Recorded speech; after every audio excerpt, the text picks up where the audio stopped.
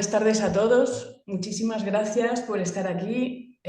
Bienvenido, Enric. Muchas gracias por haber aceptado nuestra invitación. Yo voy a hablar en nombre de la asociación Vivir para Bien Morir y darles las gracias a ellos por haber confiado en mí la labor de ser la interlocutora de la asociación que ha querido invitar, y en nombre de la asociación me dirijo a ti, Enric. Muchas gracias por haber aceptado el venir a compartir con nosotros, y coincidiendo con la publicación de tu libro El niño que se enfadó con la muerte, pues hemos decidido que sea ese el título de nuestro encuentro y que todo lo que nos puedas compartir sea en torno a este libro. Yo lo que quería decirte es que muchas gracias ya por haberlo escrito. Creo que es más que un libro, es un manual. Me ha conmovido muchísimo su lectura, la humanidad que en ella muestras, y tus palabras son realmente para mí como un bálsamo. No te estoy haciendo la pelota, de verdad, te lo digo de corazón. Te lo digo de corazón, que para mí ha representado además la posibilidad de poner una luz especial en un tema tan importante y a la vez que causa tanta resistencia en casi todas las personas. Y puedo decir incluso que la lectura de este libro puede crear un antes y un después. Es una invitación a poder mirar la muerte desde otro lugar, dar una perspectiva diferente. Y por eso te doy las gracias, Enric, porque realmente es una lectura casi obligada, diría, para el personal médico. Debería estar como asignatura en las facultades de medicina, pero ya fuera del personal médico también para todas las personas, porque todos estamos implicados en este proceso del morir, y la manera en que lo cuentas, la manera en que lo testimonias, la manera en que lo abordas, es una invitación realmente a tomarlo desde otro lugar, de otra manera. Y creo que hay un antes y un después en cuanto a la percepción de lo que es la muerte. Así que te voy a dar la palabra para que nos digas un poco, primero, qué es lo que te impulsó a compartir de esta manera toda tu experiencia, más que tu experiencia, además toda tu vida, porque nos hablas desde tu niñez. Me encanta esa autenticidad, haces que nos sintamos tan cercanos a ti, que por eso te decía antes que ya es como si te conociera, como si fuera de tu familia, porque nos haces compartir momentos de tu vida muy íntimos, y eso hace que también desmitifiquemos muchas cosas, y te hemos acompañado, vamos, con tu lectura te acompañamos en tu carrera, en tu trabajo, en tus altibajos, en tu humanidad, que es la nuestra. Y es muy conmovedor. Así que muchísimas gracias, Enric. Te doy la palabra para que nos Vale, digas cuál ha sido tu motor. vale. Bueno, en primer lugar, gracias también a la asociación por invitarme. Esto empezó que iba a ser una charla entre unos cuantos, luego se ha ido ampliando, pero bienvenidos y gracias por invitarme. Yo, a ver, voy a contar un poco, hacer una introducción, un preámbulo a todo esto y después, si queréis, hacemos preguntas o comentamos un poco. Mirad, yo básicamente, todo lo que dice el libro es verdad, aunque no es toda mi vida. O sea, hay otras escenas, hay otros aspectos que no están en el libro, pero yo me quería centrar un poco. Pues la idea es la siguiente. Miren, cuando dejo la oncología para empezar a hacer cuidados paliativos, tengo 45 años, entonces me doy cuenta que en cuidados paliativos hace falta entender lo que es el proceso de morir y entenderlo desde una manera humana. O sea, no es un proceso médico, no es una enfermedad. La muerte no es una enfermedad. O sea, yo salto de la oncología a paliativos después de mi crisis existencial, que no voy a hacer ningún spoiler, ahí está descrito en el libro un poco qué es lo que me pasa. Y a partir de aquí me doy cuenta de que en paliativos tenemos una definición de lo que son los cuidados paliativos, que sería el acercamiento, la aproximación a las personas en el proceso de morir para cuidar de los aspectos físicos, sociales, emocionales, espirituales y aliviar el sufrimiento. Bien. La palabra espiritual y la palabra sufrimiento, que quedan muy elegantes en una definición, no tenía ningún contenido. no sabíamos lo que era espiritualidad ni lo que era sufrimiento. Como médico, enfermera, psicólogos, ninguno de nosotros, en ningún libro de medicina que yo conozca hasta hace muy poco, había ningún capítulo que hablara de sufrimiento, ni de compasión, ni de sanación. Y la espiritualidad era algo extraño que parecía que estaba relacionado con la iglesia, con las creencias, o en fin, con las religiones en general. Entonces, en realidad, yo me planteé que eso teníamos que llevarlo al ámbito académico y el año 2004, ahora hace 20 años, empecé a mis 54, entonces ahora voy a cumplir 75 el mes que viene, pues empezamos creamos un grupo de trabajo para intentar poner palabras a ese territorio tan desconocido y tan poco explorado, porque veníamos de un modelo cientifista, donde el modelo científico lo que hace es asumir una epistemología, una forma de conocer la realidad basada en el experimento, en lo empírico. Es decir, el modelo que subyace pues una máquina y que cuando se estropea hay que arreglarlo. Hay que saber cómo funciona para resolver los problemas.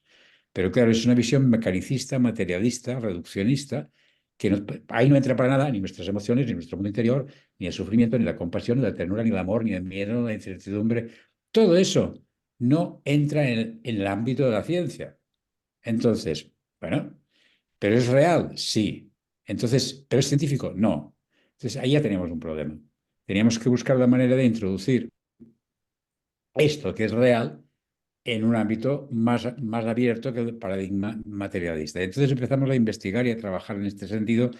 No me quiero poner demasiado académico, pero sí que deciros que detrás de todo lo que he estado trabajando estos últimos 20 años hay una actitud de intentar llevar lo que es la realidad del sufrimiento, el proceso de morir, la compasión, la sanación, al ámbito académico. Porque yo no renuncio a ser un científico ni un académico.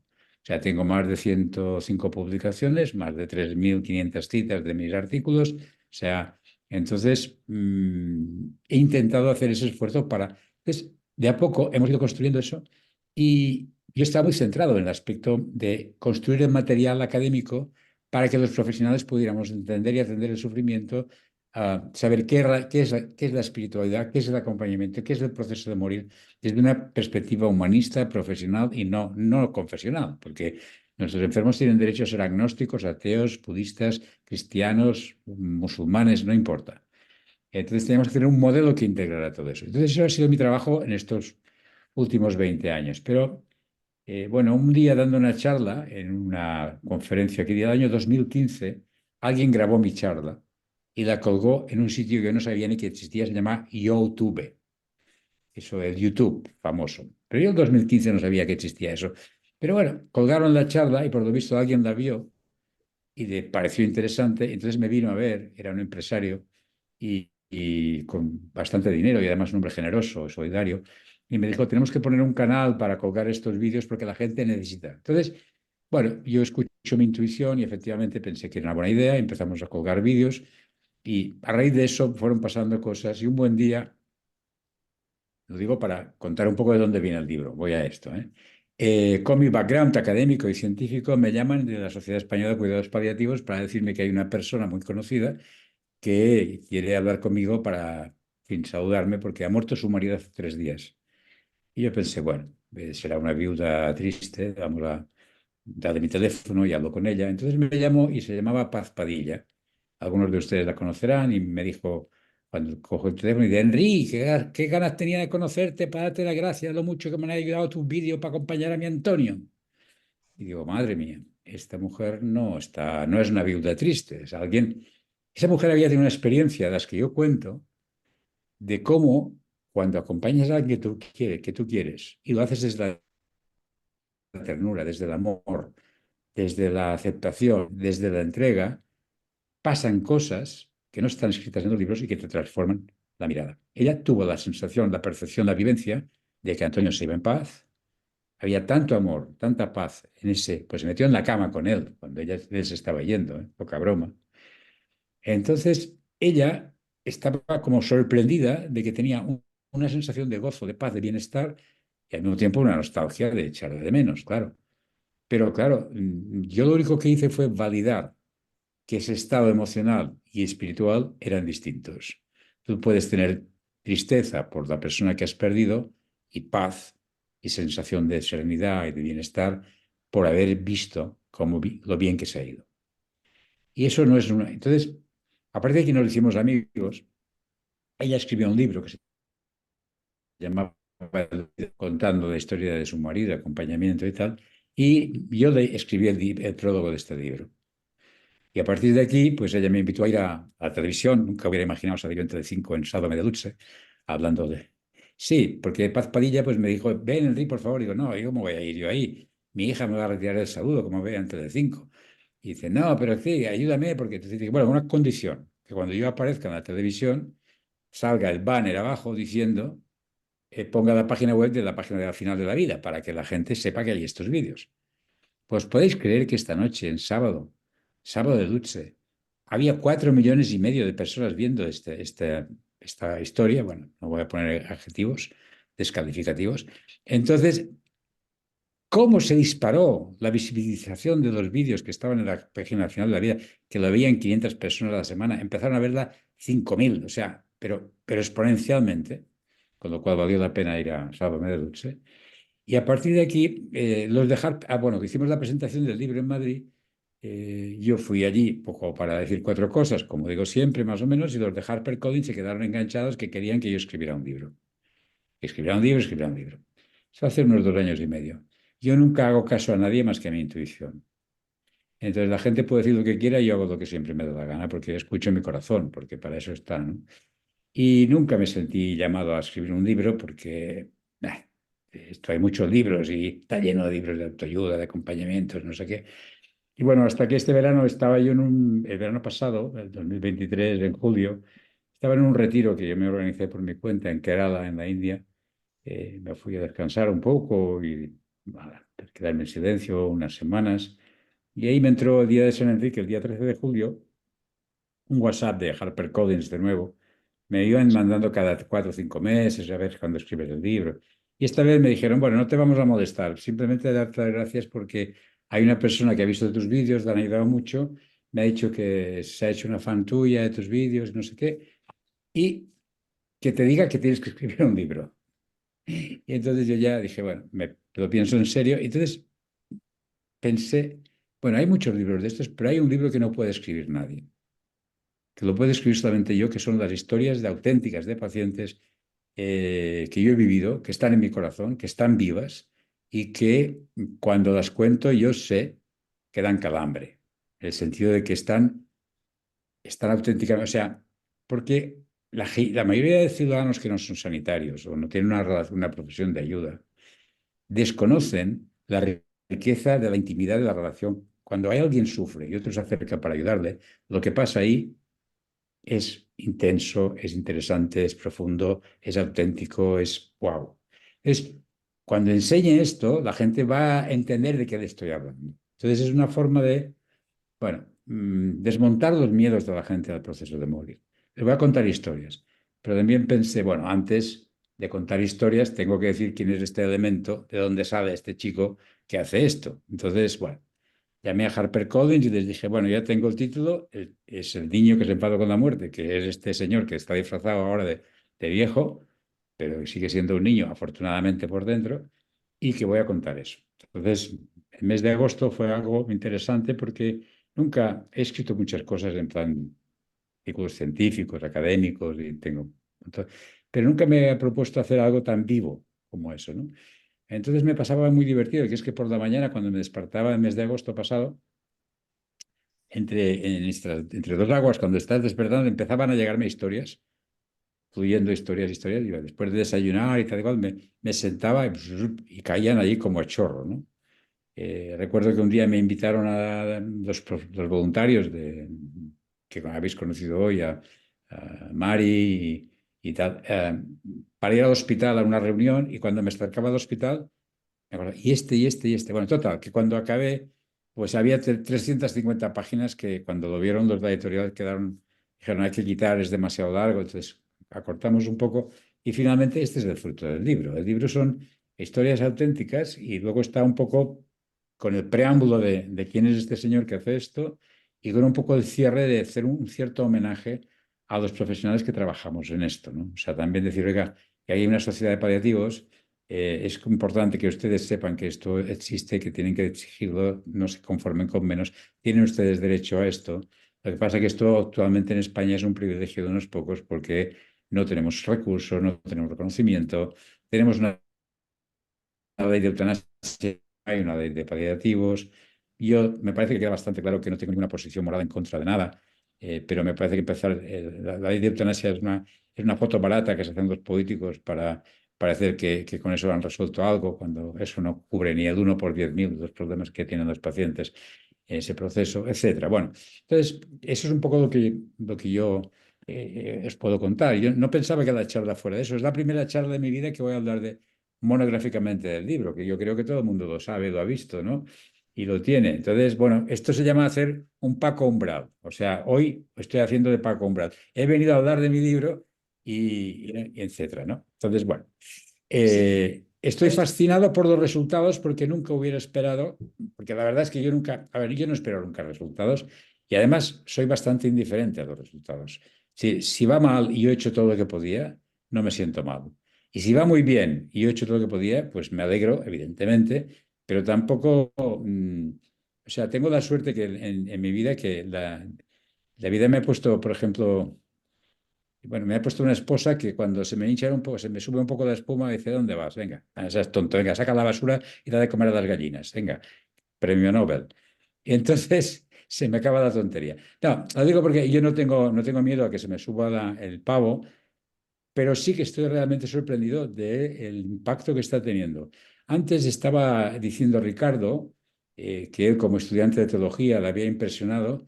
Quiero contarte, Ricardo, que tengo un muy buen amigo sacerdote que tiene 88 años, es un canónigo de la Catedral de Mallorca, pero que ahora vive en Guadalajara. Se llama Lorenzo Tous, me manda cada semana las homilías que él hace, porque es un hombre muy activo, tiene 88 años, pero está lúcido y brillante, es un sabio. Y bueno, me dijo ahora, Enrique, este libro yo creo que tendría que dárselo a todos los curas de todos los pueblos para que lo lean, porque hay unas lecciones que nosotros como sacerdotes, no, etcétera. O sea, me hizo un comentario parecido al tuyo. Y después también, y acabo ahora, con lo que ha dicho antes también Arián, estuve en la presentación del libro en Zaragoza, no sé ni qué día estamos hoy, pues debía ser el miércoles que estuve en Zaragoza, sí, presentando el libro, y un catedrático de bioética, Rogelio Altisent, allí de la Facultad de Medicina, me dijo, Enrique, y dijo públicamente, había 350 personas en la sala este libro lo voy a dar a leer obligatoriamente a mis estudiantes de primero de medicina en bioética, en fundamentos de bioética, porque de aquí vamos a sacar muchas lecciones, de muchos debates porque hay muchísima reflexión para hacer con lo tú que cuentas. Entonces yo creo que tanto la Iglesia como la universidad, a lo mejor algunos más despiertos en estos entornos van a aprovechar el material. Yo estoy sorprendido. La verdad es que no me... Y luego otra anécdota es que el martes hay un youtuber que tampoco conocía, se llama Alex Fidalgo, que debe ser de por allá arriba, ha puesto un podcast y creo que va por las 105.000 visitas en 3 días, o sea, algo también espectacular, como va a un ritmo de unas 2.000 por hora, o sea, es la velocidad de un cohete espacial, ¿no? De visibilizaciones del podcast que hicimos, que dura hora y media, fíjate tú, y hablando del libro. Con lo cual, pues sí, parece que está cayendo en gracia. Y nada más, yo ahora mismo eso les he contado un poco de dónde sale y si no lo habéis leído, pues perfecto, y si lo queréis leer y lo habéis leído, queréis comentarlo, estoy a vuestra disposición y ahora mismo tenemos el tiempo que necesitemos. Estoy a vuestra sí. disposición. Pues muchas gracias, Enrique, y no me extraña que esté teniendo el éxito que está teniendo y espero que mucho más. Además, quisiera resaltar el hecho de que los beneficios de los derechos de autor de esta obra no van para Enrique, sino para la Sociedad Española de Cuidados Paliativos. Y esto es muy importante porque, como dices en tu libro, que hace falta todavía muchísimos recursos y creo que este libro puede ser como el pistoletazo de salida para que haya un cambio grande, es todo lo que te deseo. Desde la asociación Vivir para Bien Morir estamos dispuestos a dar el apoyo necesario y de poner de nuestra parte, porque realmente consideramos que todo lo que has abordado en tu libro es un poco ilustrar el motor que nos anima también a esta asociación. Y precisamente quería resaltar que tú mismo en tu libro dices, nadie nos prepara para soltarnos con confianza o para acompañar al que se va. Y también que hay una falta de preparación y de conocimiento que dificulta el proceso de morir. Y hay una parte del libro que me parece muy... que ilustra mucho el proceso. Hablas de nacimiento y hablas de morimiento. El proceso de nacer, pues existe un gran conocimiento, sabemos qué es lo que va a pasar. Sin embargo, ignoramos completamente cuál es el proceso que envuelve el proceso de morir. Y me gusta muchísimo esa comparación, porque Enrique dice en su libro que es como si una madre, en el momento que va a salir el niño, cruza las piernas y dice que no quiere salir, o que el niño se opone también y rehúsa el proceso natural. Entonces, esta manera de poder tener un acercamiento tan natural a este proceso, creo que puede desmitificar y que nos puede aliviar mucho, porque cuando llega el momento, hay mucho miedo. ¿Qué nos puedes decir de esto, Enrique? La comparación del nacimiento y el morimiento no es mía, simplemente que soy un chico un poco leído, pero es de Rumi. Rumi es un poeta sufí del siglo, un sabio sufí, un maestro espiritual del siglo XIII. Y él tiene un cuento que yo he tuneado un poco, ¿no? Y él dice, imagínate que puedes hablar con el que está en el vientre de su madre. Y le dices, prepárate, que te ha llegado un momento. Y claro, yo juego con eso y le digo a la gente, imagínate, cuando yo digo nacer, tú escuchas morir, a ver cómo te suena. Entonces, jugando con entonces al final resulta que el nacimiento y el morimiento son dos procesos que están bellamente organizados, fisiológicamente están, como médico, yo te puedo decir que es una maravilla cómo está diseñado los dos procesos. Es verdad que el parto es complicado y el morimiento también es complicado, pero si hay alguien que ayuda y pone conocimiento, sabiduría, y hace que a la mujer le dicen empuja, empuja, ¿no? Y aquí a la familia hay que decirle, dale permiso, acéptalo. No le digas no te vayas, dile te queremos, te puedes ir. O sea, hago la simetría de las dos situaciones y evidentemente no hago ningún romanticismo, porque no quiero que también que crea es decir, si tú pudieras también, de vez en cuando digo, si pudieras hablar con el niño que está en el canal del parto y le preguntaras cómo estás, te diría, uff, no sé por dónde salir, esto está muy apretado, me están empujando por todas partes, joder, esto es un lío. O sea, no, pero eso dura un tiempo. Y cuando saca la cabeza al otro lado, dices, wow. O sea, y Rumi, en ese juego que hace, dice, imagínate que le puedes decir, prepárate. Y te dice, no, yo no quiero nacer. Pero sí, tienes que nacer, pero te ha llegado la hora.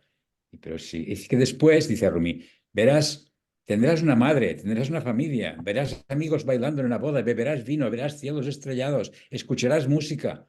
Y el otro dice, ¿qué dices? Estás loco. Solamente existe la humedad y la oscuridad de este sitio. No hay nada más.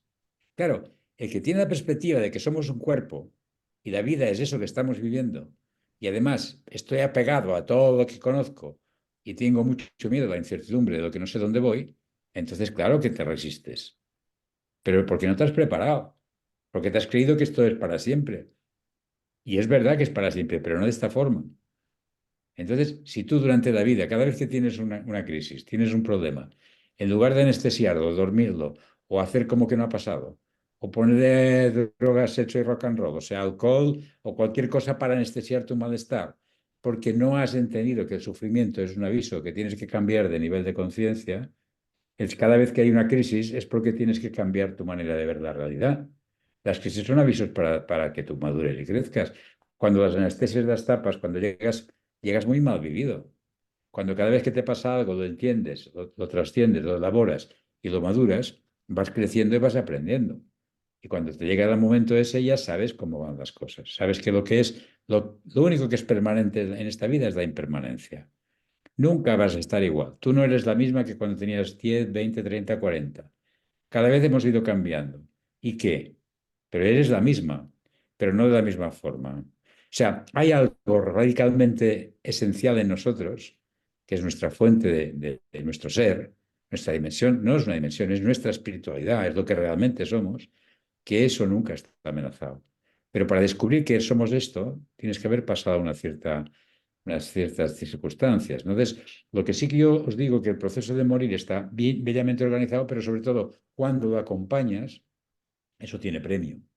Porque lo que tú aprendes allí no está escrito en los libros. Y eso te cambia la mirada de la realidad. Yo cuando hablo, la gente escucha y le resuena porque hay autenticidad en lo que digo, pero no porque haya leído un libro, ni haya leído a Rumi, sino porque lo que he vivido y me han enseñado las experiencias de acompañar hacen que yo hable de esta manera. Pero eso está a disposición de cualquiera que quiera experimentarlo. O sea, yo no soy un superdotado de nada. O sea, yo soy un chico que simplemente se ha atrevido a meterse ahí o que la vida me ha puesto en estas circunstancias. Pero yo, si alguien tiene a alguien que está muriendo y le diría, no huyas, no te vayas, acércate. Trata de domesticar tu miedo. Porque, a ver, cuando tú entras con miedo en una habitación, lo que ves es lo que llevan tus gafas están llenas de miedo y lo que ves es miedo, pero no es lo que hay. Si eres capaz de bajarlo, serenarte, darte cuenta y tener curiosidad por encima, domesticar un poco esta... Y claro que la persona que se va tiene un aspecto que está cada vez más pálido, que está respirando mal, van pasando cosas, pero tú empiezas a interpretar, ay, esto es terrible. O sea, todos estos adjetivos están en tu mente, no están en la realidad. Cuando eres capaz de ver eso, decir, bueno, se está yendo, pero ¿cómo está él? ¿Está en paz? ¿Está tranquilo? No se da cuenta que se está ahogando. Todo el mundo que se va de forma suave, progresiva, o sea, no es no una muerte súbita, una muerte progresiva, acaba por ahogarte. ¿Y qué significa? Pues que se encharca el pulmón y que hace ruido y suena fatal. Si tú no entiendes eso, te dices, doctor, se está ahogando, póngale oxígeno. A ver, lo que vamos a poner es a usted un sedante si se pone nerviosa, pero no se meta ahí. Eso es como si alguien que ve a una mujer que rompe aguas dice, ha roto aguas, hay que ponérselas de nuevo. ¿Pero qué estás diciendo? O sea, tiene que romper aguas, tiene que ahogarse, es lo mismo. Pero él no se está dando cuenta que se está ahogando, no tiene ninguna sensación de ahogo y está entrando en un estado de conciencia, de paz y de serenidad que no puedes ni imaginar. Y que cuando te quedas ahí a su lado y se ha ido, a veces, si estás conectado con esa persona, muchas veces tienes esa experiencia que tuvo Paz Padilla, de decir, wow, claro, eso te cambia, experiencialmente. O sea, ahora en Zaragoza, por ejemplo, en la presentación de hace 3 días, 2 días, hablaba de estas cosas y saltó una mujer allí en el público y contó la experiencia esa misma. Y era una mujer de cómo su madre... En fin, o sea, eso se puede vivenciar y cuando lo has vivenciado y no tiene que contar ninguna historia. Ya sabes que... O sea, porque cuando tú ves a tu padre o tu madre o a alguien querido que se va en paz y tú estás conectado en este momento y percibes esta sensación, ya te ha dejado una herencia maravillosa. Sí, pues tengo una pregunta concreta que me pasó una de mis compañeras de la asociación. Te la leo textualmente. Bien. Nos gustaría morir sin miedo y en paz a ser posible. Y en el caso de tener dolores muy fuertes, mitigarlos con opiáceos o sedación. Por tu dilatada experiencia, Enrique, ¿cómo crees que ayudamos más para conseguir este buen morir? ¿Quitando el dolor con lo que implica también de quitar conciencia o tratar de morir con la mayor conciencia posible, aunque implique sufrir estos dolores? Vamos a ver, el sufrimiento es innecesario y lo añadimos nosotros. Vamos a ver, hay una cuestión que es el dolor físico. Que estén tranquilos porque hoy en día los médicos tenemos cantidad de fármacos que son maravillosos para quitar el dolor. O sea, el dolor físico, o sea, el morir no duele. Puede doler la enfermedad subyacente que está detrás, que es la que te va a llevar a esa situación.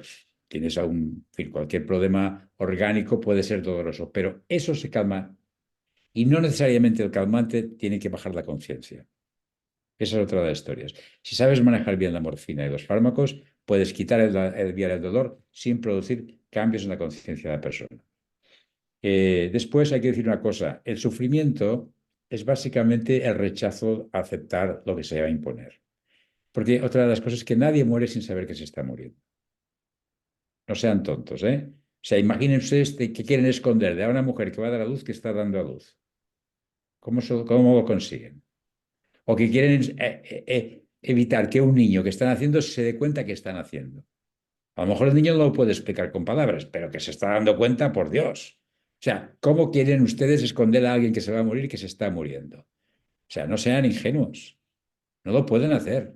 Nadie puede hacer eso. Entonces, lo que sí que puede hacer es que se muere muy solo porque los que le quieren o los que le cuidan no quieren hablar lo que realmente le preocupa, porque no saben cómo hacerlo. Pero todo el mundo se da cuenta. Entonces, en ese proceso de darse cuenta, uno puede decir, no quiero, tengo miedo, y entonces rechazar, intentar evitar, es como el bebé que dice, me voy a cruzar aquí y de aquí no salgo. Te pongas como te pongas, vas a morir. Pero cuanto antes aflojes, sueltes y lo permitas, va a ser más fácil para ti y para los demás. Porque como tú te resistas, no vas a... Es como intentar contener el tsunami con las manos. Es una estupidez.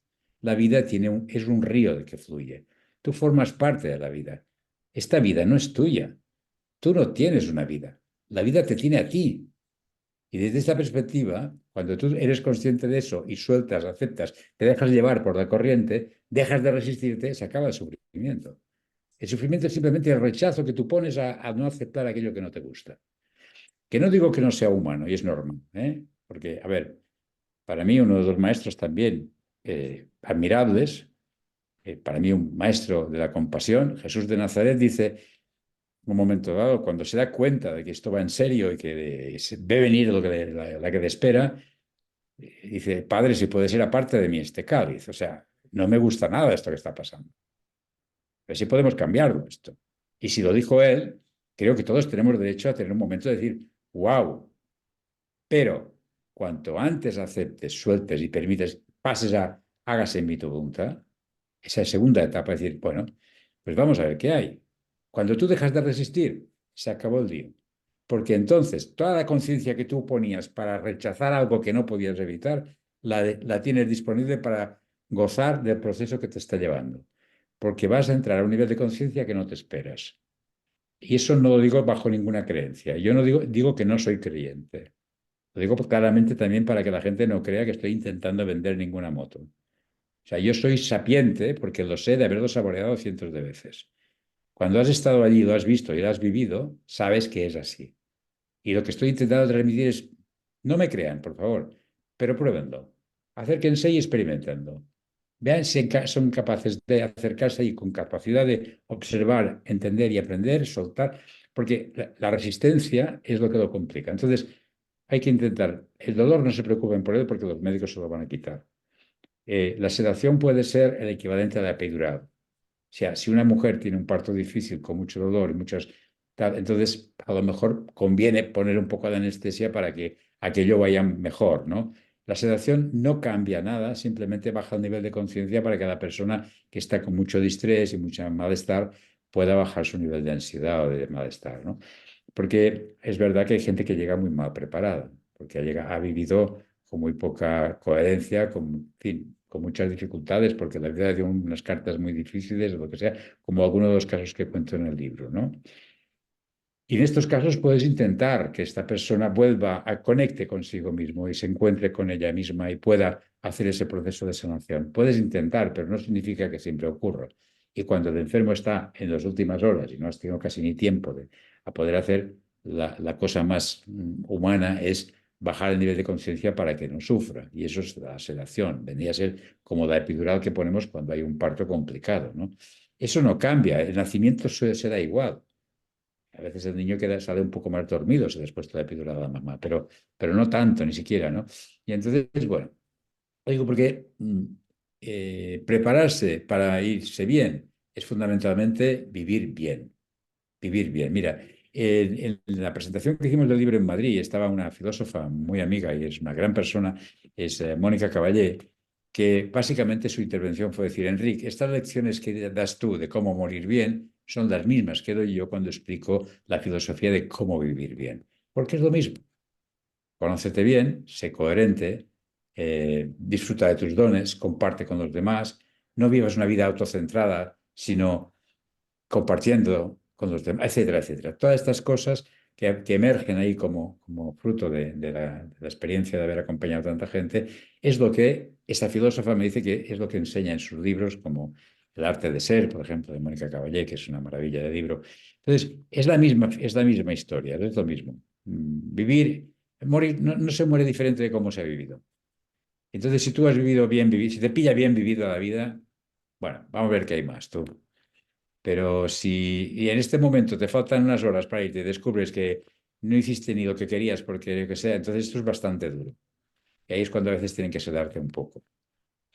Supongo que hay más preguntas, ¿no, Sí, Arián? hay algo que me pareció muy interesante que recalcaras, es la diferencia entre la sanación, cómo distingues entre la sanación y la curación. El cuerpo, tú puedes resolver el cuerpo. Si tienes una pierna, si te rompes una pierna, hay que curar la pierna, ¿no? Hay que reparar. Eso es curar. Curar es, bueno, tienes una apendicitis, te operan, no tienes una neumonía, te dan antibióticos, te curas. Curar es resolver el problema orgánico. Sanar es otra cosa muy diferente. Y en el libro digo, se puede morir sano. ¿Qué significa sano? Íntegro, entero, de una pieza, habiendo hecho lo que has venido a hacer. O sea, la fragmentación y la ruptura es el sufrimiento. Cuando alguien no sabe muy bien, no hay coherencia entre lo que piensa, lo que hace, lo que dice, y está disperso y fragmentado, está sufriendo. Sanar es recuperar tu integridad como ser humano, volver a conectar con lo que tú eres, esa conciencia que sostiene y que sabes, entonces desde ahí tú puedes morir sano. Y morir sano es morir, o sea, tu cuerpo se está desmoronando, tú cierras tu biografía, te despides como un señor o como una señora y esos son maestros de vida. Cuando alguien tú ves, acompañas a alguien que se va con esa paz, con esa confianza, con ese coraje, dando lecciones a los que quedan, dices, madre mía, esto es posible. Y yo lo he visto muchísimas veces, y no especialmente en grandes líderes espirituales, ni grandes profesores, ni intelectuales, gente sencilla, normal, porque es que este maestro también dijo aquello de, gracias Padre, porque esto se lo has enseñado a los humildes y no a los sabios. O sea, estar en contacto con tu corazón y ser auténtico, ser tú misma, hacer aquello que te gusta y que compartes con los demás. O sea, todo eso te va dando un pozo Entonces, la sanación es estar sano. Yo te diría, de una forma gráfica, una una vida sana es una vida sin dolor físico y una vida sabia es una vida sin sufrimiento. Es la sabiduría del corazón, es estar en contacto contigo misma y vivir desde esta parte, desde esta forma de estar en contacto. Entonces, esa sabiduría del corazón es cuando ya la tienes, estás sano. Y si no, cuando te llega el momento de irte y no puedes recuperar esa integridad porque hay una ventana de oportunidad, aquí hay una ocasión porque otra de las cosas que nos pasan cuando nos estamos viendo es, de alguna manera, ese yo superior, ese maestro interno, te hace rebobinar tu historia y tú ves y tienes que reconciliarte con aquellas partes de tu sombra que a lo mejor no has resuelto. Está bien, pero es mejor haberlo hecho antes que tenerlo que hacer en mitad de la agonía, del malestar, de la decadencia física, etcétera. O sea, por eso digo, la muerte es una escuela de vida, porque cuando te das cuenta de porque aquí se caen las tonterías. Aquí todo es verdad. Aquí nadie se queja de haber tenido poco dinero, poco prestigio, poco poder o poco O sea, aquí te pones de frente de la verdad. Entonces, ahí tú mismo te das cuenta de lo que ha estado bien y lo que no estuvo tan bien. Y claro, cuando la gente hace las paces con su historia, se puede recuperar esa integridad y puede sanar. Pero yo digo, si tú lo has visto, ¿por qué esperar a que te falten 2 telediarios para irte, para ponerte en orden y vivir en paz contigo mismo? Puedes disfrutar de toda una vida, no hace falta esperar a morirse para estar entero. Entonces, la sanación es la recuperación de la integridad y no tiene que ver con el tener una pierna rota o tener una pulmonía o tener una infección o cualquier problema físico. Es mucho más, está en la dimensión espiritual. De ahí la importancia de saber vivir y, como decías antes, si vivimos bien, morimos bien. Y ese acercamiento también muy conmovedor de las experiencias que cuentas, de la importancia de dirigirse al ser, no tanto al cuerpo, porque nos hemos identificado mucho con el cuerpo, con la mente, con las creencias, y como dices en tu libro, nos han contado muchas mentiras y nos las hemos creído. Entonces es deshacer todo ese sistema de creencias para poder estar en paz. Arián, es que, vamos a ver, cuando llegas a este mundo llegas sin manual de instrucciones. Y entonces tus maestros, que son tu familia, que son tus padres, alguien que te quiere mucho, pero que también son unos ignorantes la mayoría de veces de muchas de las cosas, porque yo no puedo culpar a mi padre y mi madre de que no me enseñaran gestión emocional. No sabían lo que era una emoción los pobres. Estaban, o sea, ¿me entiendes? Entonces, vienes en un entorno donde te enseñan lo que ellos creen que necesitas para vivir y tú lo aprendes. Pero cuando llega un momento de una cierta madurez personal que empiezas a tener la responsabilidad de analizar hasta qué punto estas cosas que te han contado cuadran o no cuadran. Porque de hecho en la vida, cuando tienes una crisis o tienes un problema, es porque seguramente los esquemas que estás empleando no funcionan bien. Entonces, no es el mundo que esté mal, eres tú que tienes que cambiar tu forma de ir por el mundo. Cuando tú aprendes que el mundo es simplemente una escuela para aprender y cosas que te hacen que tú recapacites sobre si lo que el modelo con el que te mueves por la vida es adecuado o no, cada vez que hay una crisis es una oportunidad de pasar de nivel, pasar de curso, ganar experiencia, aprender algo nuevo. Entonces, los esquemas los tienes que poner, llega un momento que tú te das cuenta que muchas de las cosas que te has aprendido no sirven. Por ejemplo, yo cuento en el libro, los niños no lloran. O sea, yo hasta los 43 años no me había permitido llorar ni un día, porque era muy hombre. Los hombres no lloran, hay que ser un macho aquí. Bueno, a los 43 me puse a llorar, estuve 6 meses llorando porque tenía el tanque de las lágrimas saturado. Y pensé, menuda gilipollez, perdón, la que me he creído. O sea, ¿por qué no puedo llorar? Entonces, a partir de aquí, cambio el chip y yo mismo me he dado cuenta que era erróneo. Y como estas muchas, porque tú cuando tienes 5 6 7 años no tienes criterio para juzgar a lo que te dicen tus papás. Tú te lo comes todo, te lo tragas todo. Pero cuando tienes 40 hombre, tienes responsabilidad de empezar a analizar si eso funciona o no, o si es mejor cambiarlo por otra cosa. Y ese es el cambio. Pero hay una buena noticia, que es la neuroplasticidad. O sea, tu cerebro se puede adecuar y aprender cosas nuevas y cambiar las cosas que estaban erróneas. Y ese proceso de madurez personal, te digo que si has trabajado bien y te has adaptado a fluir por la vida, seguramente cuando llegue el último momento vas a estar bastante con la última versión del software humano que eres capaz de desarrollar, ¿me entiendes? ¿No? Porque hay que actualizarse, ¿no? No puedes seguir con las creencias de siempre porque entonces, ese es uno de los procesos. Entonces, el poner la muerte Mira, la muerte no es para tenerla adelante, ni estar obsesionado con ello, ni para ponerla detrás como si le ocurriera a otros. Yo digo, hay que ponérsela como tenían los piratas, como un loro encima de la espalda, y de vez en cuando tienes una crisis de estas, mirarlo y decir, a ver, ¿qué importancia tendrá esto que me pasa hoy el día que me tengo que ir? Haces así y dices, bueno, pues poca importancia, ¿no? Entonces, te ayuda a relativizar las tonterías. Porque dices, bueno, ¿y el día que me vaya, esto qué? ¿Será importante o no? Fíjate tú, como si la tienes presente, no obsesivamente, pero sí, esa memento mori, o sea, el acordarte que eres mortal, te hace que tú te ubiques en lo que te dé. Entonces, además vives con más intensidad.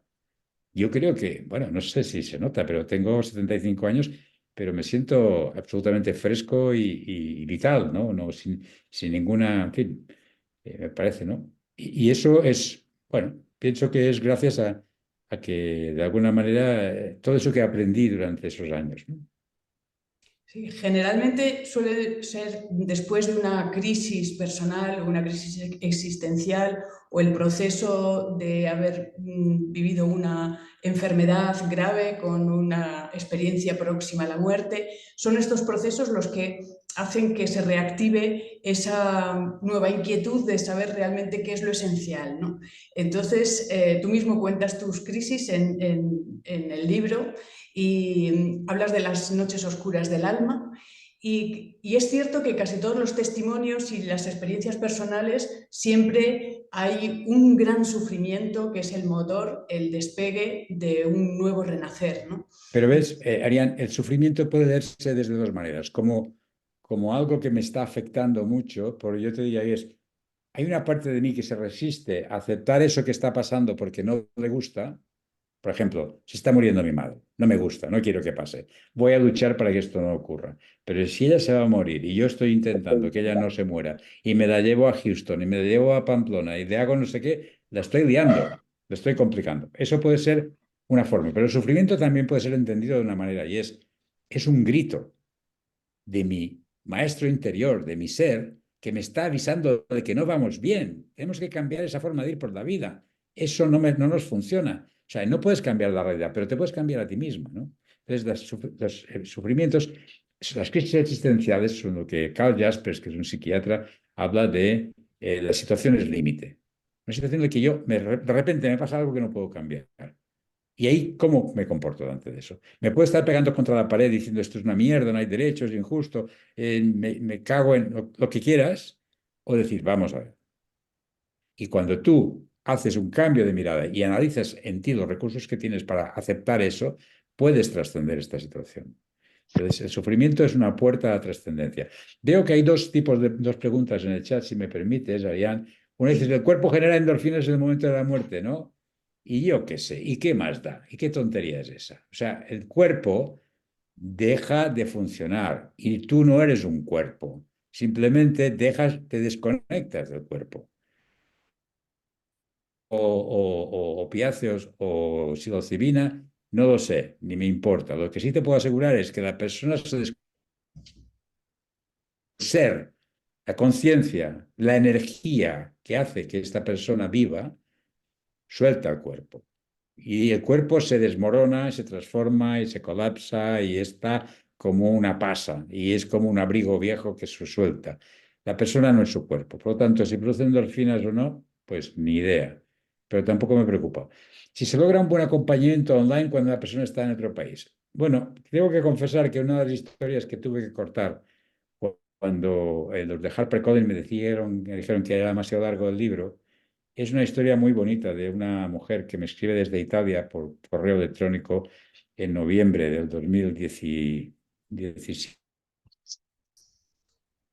Y una chica que me dice que su hermana está muriendo, está muy asustada, ella ha escuchado una conferencia mía y le gustaría si yo le puedo ayudar. Establecemos una relación online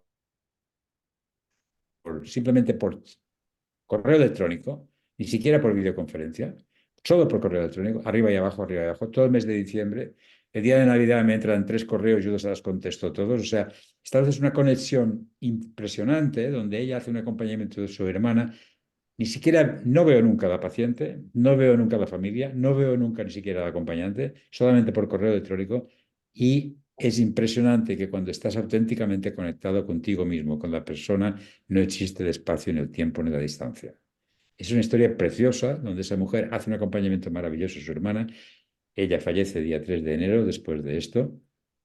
Y después de esto ya nos conectamos. Pero sí, se puede perfectamente hacer un acompañamiento online y de hecho, desde el COVID sabemos que las pantallas, se puede traspasar la pantalla y llegar y conectar muchísimo con la gente, independientemente de la distancia y del tiempo, ¿no? Esto es muy interesante porque cuando hay auténtica conexión entre las personas que se están acompañando, no importa, incluso que se vean, mira que te digo. Esa experiencia mía es muy fuerte porque lo del correo electrónico fue...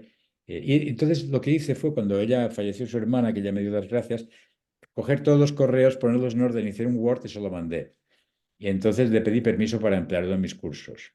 Cuando los cursos de psico-oncología de la Universidad Complutense de Madrid, doy clases en algunos sitios así, en varias universidades, a los estudiantes de psicología les pongo el caso, se quedan flipados de ver lo que se puede conseguir simplemente con correo electrónico. Sí, o sea, confirmo de que se puede ayudar a distancia, necesariamente sin necesidad de contacto físico. Enrique, por Sí. si habrá personas que no han leído todavía tu libro, me gustaría que nos compartieras la historia del acompañamiento que hiciste a Fernando, el uruguayo, que ha sido una historia que se llevó al cine y que favoreció la aprobación de una ley de acceso universal a los cuidados paliativos en agosto del 2023 en Uruguay, algo que dices que hoy en día no tenemos en España. ¿Crees Bueno, que lo siguiente será conseguirlo en España? bueno, veremos la presión que hagan los ciudadanos, porque los políticos se mueven por presión y no por la que hacen los expertos, sino por lo que hacen los ciudadanos, ¿no?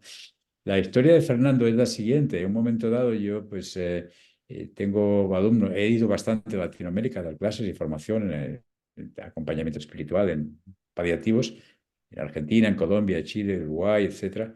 Y un día en un congreso en Argentina, el mes de agosto del 2019, una alumna mía, uruguaya, me dijo, profesor, tengo un paciente muy difícil, muy complejo, que es un hombre muy importante en mi país. Es como el equivalente como si fuera Florentino Pérez aquí en España. Era el presidente de la Federación Uruguaya de Fútbol, un hombre, un empresario, en fin. Y además le habían diagnosticado una esclerosis lateral amiotrófica y entonces una enfermedad de estas degenerativas que va progresivamente. Y él, que era un hombre muy, en fin, echado para adelante y acostumbrado a dirigir, a mandar y dar órdenes y ser tal, pues dijo, la muerte lenta no es para mí, esto es una mierda y yo me quiero ir pronto. Y se fue a la televisión, empezó a promover el debate sobre la eutanasia en Uruguay. Y entonces esta compañera mía, una médico, vio que era de su compañía de seguros, le preguntó si él conocía los paliativos, le dijo, ¿y esto qué es? Entonces tuvieron una entrevista, ella le preguntó, ¿usted cómo se prepara para morirse? Dice, estoy viendo vídeos en Netflix de cómo suicidarme. Entonces ella dijo, no sea boludo, mire vídeos de mi profesor, de español, de este Benito y tal. Y entonces ella me cuenta, este hombre ha visto tus vídeos, se ha enganchado con ellos y me ha dicho, quiero conocer a este puto gallego. Bueno, allí todos somos gallegos en Uruguay, ¿eh? O sea, estados de Mallorca. Y entonces digo, ¿y qué edad tiene este hombre? Me dice 70 años. Ah, muy bien, era mi edad entonces. ¿Y cómo se llama? Y entonces ahí ya me ganó, me dijo, se llama Fernando Sureda. Sureda es un apellido de Mallorca. Entonces digo, estos emigrantes de Mallorca que han ido a Uruguay, seguramente y tal. Digo, bueno, pues dile, como este tío va de macho alfa, ahora verás tú, dile, de macho alfa, dile, que me mande un vídeo contándome qué espera de mí. Y yo ya me lo miraré y miraré este contexto. Entonces, su hijo le graba un vídeo, él está en la cama con un whisky en la mano y un cigarro en la otra, y dice, profesor, qué suerte la mía, tener una eminencia como usted, internacional, que me dedica un poco de tiempo, pero yo soy el enfermo mejor preparado del mundo. Y ustedes, los de paliativos, tienen un problema que no saben hacer conmigo. ¿Por qué? Porque yo me adelanté. Ahí se lo dejo, eminencia, a ver qué me dice usted. Por cierto, tiene usted un gran parecido con mi abuelo que vino de Mallorca, del que tengo un recuerdo gigantesco. Digo, vale, vamos bien. Bueno, en resumen, yo le contesto y nos liamos, él y yo, a discutir sobre la vida, la muerte, el sufrimiento, la dignidad. Un tío inteligente, un tío interesante. Y durante 9 meses, cada semana, hacemos un Zoom y yo le pido permiso para grabar nuestras conversaciones. Y entonces me digo, es que tengo alumnos, doy clases y me das permiso. Dice, ¿qué va, hombre? Tus alumnos, lo que vamos a hacer es una serie de Netflix. Y ya hablaré yo con Martín Scorsese que la dirija él, porque él se venía arriba, ¿no? Éramos, bueno, hicimos muy amigos. Finalmente, cuando él, una semana antes de fallecer, dice, bueno, yo estoy muy preparado, ustedes los de paliativos me han hecho cambiar mi mirada. Yo era un ateo militante y me he convertido en un agnóstico esperanzado. No pidan más de mí, pero estoy en paz, me voy a ir en paz y tal. Entonces, cuando él empezó a tener problemas respiratorios, se aceptó sedarle y mientras estaba sedado, en las últimas horas, según la esposa y los hijos, yo nunca pude ir porque era COVID y no podíamos viajar en aquella época, era el año 2020 y 2021. Según las últimas horas, mirando al techo, empezó a decir, hay una puerta ahí, hay una puerta ahí. Y cuando él falleció, pues hicimos un cierre con la familia, evidentemente y tal. Y le mandé todo el material a una productora en Uruguay que ha hecho un documental que se estrenó en el Festival de Cine de Málaga el año pasado. Se llevó al Festival de Cine de San Sebastián. Se llama Hay una puerta ahí. Y es la relación que se establece entre él y yo. Este está en Movistar, está en Filmin, se puede ver, ¿eh? Y es una historia de 80 minutos donde me llama gallego pelotudo y yo qué sé, y yo discutimos, nos peleamos, nos hacemos amigos y bueno, y hemos dejado un legado, ¿no? Entonces, esta historia, de alguna manera, en Uruguay ha conseguido que es un país pequeño y la gente se conoce y tal, ha impactado y hay una ley de cuidados paliativos ahí. No sé si me he alargado demasiado contando esta milonga, pero bueno. Sí, no, tú dices también que toda persona que va a morir merece tener una atención humanizada, que es lo que los cuidados paliativos, y creo que pones todo tu empeño, tu experiencia en poder promover esto y que esto pudiera estar en todos los hospitales. Sois muchos los sanitarios, pero yo quería poner la atención por ejemplo, en nuestra asociación, me consta que hay muchas asociaciones también que se unen a ello. Tenemos un gran interés de colaborar. Somos personal no sanitario, pero con mucha también ganas de colaborar como voluntarios. Y bueno, ¿qué cosa podríamos entre todos construir para que esto pueda seguir avanzando y que podamos ser colaboradores? Bueno, yo creo que el sistema de salud está muy cerrado a la participación de personas que no sean sanitarias. En realidad hay un bloqueo ahí para que nadie, porque realmente el modelo está muy basado en una estructura muy, en fin, eh, bueno, rígida, yo diría, ¿no? Entonces, yo creo que las asociaciones de voluntarios que hacen acompañamiento están surgiendo, como vosotros yo veo, porque a mí me llegan de varios sitios. Hay en Ávila también un grupo ahora, en Mallorca tenemos un grupo. O sea, esas asociaciones pueden funcionar muy bien en la medida que sean aceptadas e integradas dentro del sistema de salud. Entonces, significa que hay que hacer vínculos, o sea, es mi sugerencia, porque y por experiencia yo lo he hecho aquí en Mallorca, cuando yo estaba coordinando la unidad de paliativos, me di cuenta de que es una riqueza tener ciudadanos, buena gente que quiera hacer acompañamiento. Hay que formarles, hay que seleccionarlos. No todo el mundo sirve. Aunque él crea que sirve, a lo mejor yo o el psicólogo nos damos cuenta que esta persona está con un proceso de duelo y en ese momento no debería hacer acompañamiento para su propio bien y el nuestro. O sea que hay un proceso de selección, hay un proceso de formación. Pero después hay un proceso de integración. Yo creo que esas personas sois un valor para podernos acompañar, porque vamos a ver, yo en una habitación, en mi planta, por ejemplo, 20 camas de cuidados paliativos, 20 habitaciones con una cama, 20. Y de estas 20 pues hay a lo mejor 7 u 8 que apenas tienen familia, están muy solos. Están ingresados. Y yo como médico paso de visita. Somos 3 médicos, tenemos 7 pacientes. Yo tengo unos 20, 25 minutos para cada paciente cada día.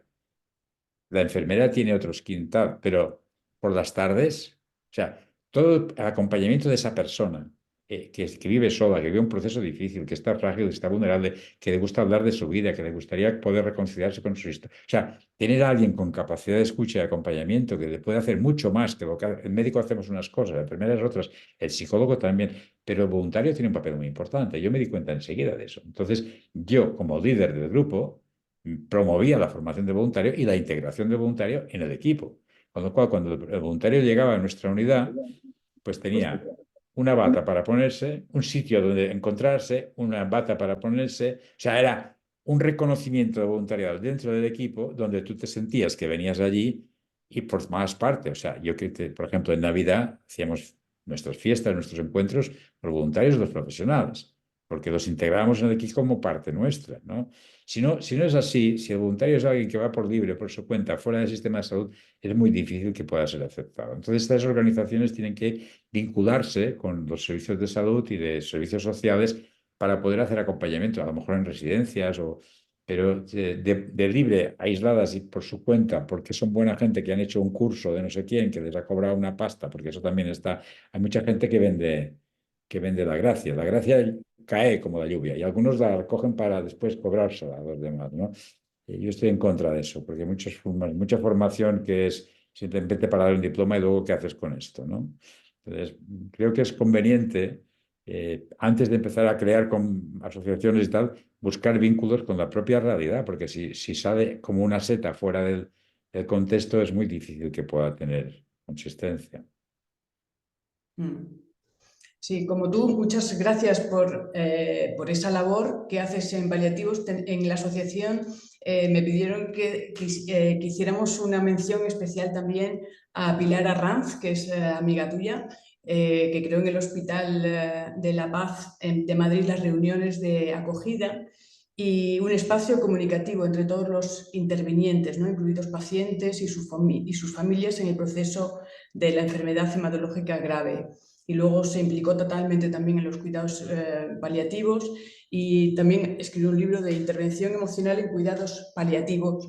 ¿Crees que personas como Pilar, como tú, si cada vez en más hospitales se da un espacio a estos cuidados paliativos, se podrá cambiar la forma de morir en España? Bueno, Pilar Granz y yo somos muy amigos, es una excelente psicóloga, es la primera psicóloga clínica de este país, es una gran, bueno, en fin, somos hermanos, yo diría, ¿no?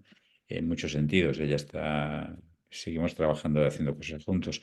Lo que va a pasar en el país depende de cómo nosotros. O sea, yo no tengo ninguna duda de que eso está destinado a triunfar, porque lo otro, lo que hay, es prácticamente, digamos, ineficiente, produce muchísimo sufrimiento, además es ineficaz y es muy caro, ¿no? Y no sirve. Entonces, ¿cómo irán? Pues no lo sé. O sea, depende yo estoy poniendo toda la energía que puedo. Tarde estoy hablando con gente que desconozco para decirles que se animen a apuntarse a esto, ¿no? Pero tiene que ir bien. Yo sé muy bien cuál es la salida, pero efectivamente la formación al final de la vida. Alguien me ha preguntado qué opino de la formación al final de la vida. La formación al final de la vida es un curso de voluntariado nuevo que dirige Paola Rivera, que es una alumna mía. Y al final de la vida es ese portal que montó ese empresario que os he contado cuando me vino a ver y que quería ayudar a llevar esto para adelante. Entonces, yo creo que todas esas formaciones son útiles e interesantes. Lo que pasa es que la formación aislada del contexto de la aplicación después puede quedar como muy frustrante, porque si yo me formo y saco un título y después ¿qué hago con esto?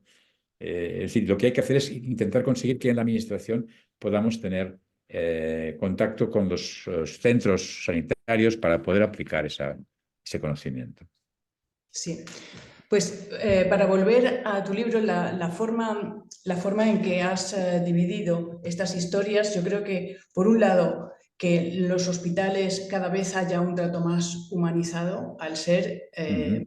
a dirigirse al ser, pero también es una responsabilidad individual para el bien colectivo. Al final de tu libro nos muestras siete Sí, lecciones del morir, y me gustaría resaltar la lección 6, que es la de podemos morir sanos, que ya has hablado de sí, ello un poco antes, sí. y eso es una responsabilidad que nos corresponde individualmente para poder llegar mejor en el momento en que ya nos vamos. Es Ujú. prepararnos ya en vida, el poder tener conciencia de quiénes somos realmente, más allá de nuestro cuerpo, más allá de nuestra mente, más allá de nuestras creencias, para poder llegar a ese proceso de tránsito de la mejor manera posible y con más paz. ¿Crees que eso también creo que aliviaría el trabajo último, como dices, cuando ya llegamos a la fase final? El acompañamiento podrá ser mucho más sencillo si la persona ya está preparada, como hablábamos antes de la mujer que va. Bueno, a ver, cuando la persona está preparada, que acompaña a veces al médico es el que se va. Es decir, los maestros se van sin necesidad de acompañamiento. Entonces, yo de jovencito he tenido pacientes mayores que me han dicho, doctor, tranquilo, ¿no? Que esto no se preocupe usted. O sea, tengo una anécdota que no sale en el libro de un señor mayor, era un inglés, que debía tener, era un director de orquesta y estaba con una insuficiencia renal. Nosotros pedíamos análisis cada día, tenía un cáncer avanzado y íbamos haciendo análisis para ver cómo estaba la urea, la creatinina, el potasio y tal, ¿no? Y recuerdo que en un momento dado, eh, recuerdo que mi compañero oncólogo entra a la habitación y se llama Peter. Digo, Peter, el potasio ha salido bien hoy. Estábamos encantados, estábamos haciendo cosas para... Y el señor se lo miró y dijo, doctor, me alegra mucho saber que me estoy muriendo con el potasio bien. Es decir, deje usted de pincharme, no sea tonto, yo no tengo miedo a la muerte, es usted que está asustado. Es decir, gente así se la encuentra. Entonces, ¿qué acompañamiento tiene que hacerse a este hombre? Simplemente no interferir, no hacer el análisis, no molestarlo, porque él ya viene preparado, ¿comprendes? Ahora, esto no es cada día, no son todas las personas, pero hay gente que viene tan preparada que no necesita que le hagas mucho acompañamiento. Entonces, el tema de la sanación, o sea, hablo de la madurez personal y espiritual de cada uno de nosotros delante de la vida. Si tú ya vienes preparado, yo lo intento, si el día que me toque, que no me hagan según qué, según quién. Entonces, yo, por ejemplo, tengo escrito que no quiero ir a UCI, por ejemplo, ¿no? Porque no quiero que me hagan cosas, porque mi vida no es mi cuerpo. Cuando este cuerpo empieza a no funcionar bien, que no intenten arreglar el cuerpo, que me dejen en paz. Entonces, yo creo que eso lo puedes decir tú si estás tranquilo con lo que has hecho, con lo que has vivido. Como dices tú, esta lección de sanación significa tener la tranquilidad de que, bueno, todo está bien. Hay un vídeo reciente, si lo queréis ver ahora, en la final de la vida, de un paciente especialmente interesante, que es un hombre que me escribió un mail dándome las gracias por los vídeos que había visto míos. Y me llamó la atención la forma como escribía, porque pensé, este hombre está muy... Y le dije, Manuel, ¿quieres que nos veamos? Hacemos un Zoom y lo grabamos y tal. Y está colgado ahí, se llama, al final de la vida, creo que se llama El legado de Manuel de Ben, tiene una serie de legados de pacientes. Y él en este vídeo dice, doctor, usted dice que la muerte no existe, y yo lo sé. Digo, pero Manuel, no es lo mismo que le diga yo que lo que digas. Ah, porque él dice, tengo 50 años, un cáncer avanzado, tengo unos meses de vida. He dejado la quimioterapia porque no quiero que me sigan poniendo cosas. Sé que la muerte no existe. Digo, pero Manuel, a ver, explícame, ¿cómo has llegado tú ahí, hasta ahí? Dice, mire, doctor. Entonces, él cuenta el proceso de sanación. Y ahí hace una perla preciosa que dice, doctor, yo no empecé a vivir hasta que asumí que iba a morir. Toma. Qué Manuel, bonito. 50 años. Estas historias no son que las cuente yo porque, no, hay mucha gente que hace ese proceso y decide dejar de ponerse quimioterapia porque no quiere que le sigan incordiando. Si me faltan semanas, pues las quiero vivir con mi familia, no de cualquier manera, ¿no? Mm. Yo te doy las gracias por también la selección que has hecho de los pacientes que has acompañado a lo largo de tu libro. Recomiendo realmente esta lectura porque es muy sanadora, ya simplemente el ver cómo también la sencillez y son casos tan diferentes, pero que como dices, son verdaderos maestros. Las personas que en el momento de morir muchas veces dan esa... Bueno, Sí. hay un niño de 6 años y un viejo de 90 y entre hay bastantes, hay mujeres, hay adolescentes, hay de todo, sí. Son historias diferentes, pero en todas se puede percibir la autenticidad de lo que estoy contando. O sea, lo que suena más realmente, dices eso, o sea, es más real que la vida misma, ¿no? Entonces está bien. Yo creo que da mucha inspiración para que la gente pierda el miedo, me parece. Sí. Ana, te puedes ir tranquila que estamos acabando. Sí, estamos acabando. Hay una última pregunta que dice, ¿qué opina de la formación que está dando al final de la vida? Sí, lo comentaba antes. He dicho que Paula Rivera, que es la que lo organiza, es una alumna mía, es una muy buena formación, yo creo. Es de las primeras que hay en España de voluntariado para acompañamiento. Y yo, en fin, está Javier Barbero, por ejemplo, que es un psicólogo de Madrid eminente, igual que Pilar Arranz, que está de profesor. Está Trallero, que es un paliativista catalán. O sea, hay una gente buena ahí que lo hace muy bien. O sea, yo les animo a que se apunten si les admiten, porque debe haber un número limitado de plazas. Sí.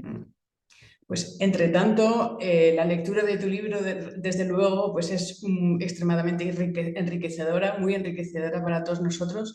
Te quiero dar las gracias, Enric, por tu tiempo, por tu presencia, por tu autenticidad también en cómo cuentas tus experiencias de esa forma tan cercana que nos hace participar. Estamos contigo y se desmitifica muchas creencias, así que muchas gracias por esta aportación que nos haces al mundo entero con tu libro.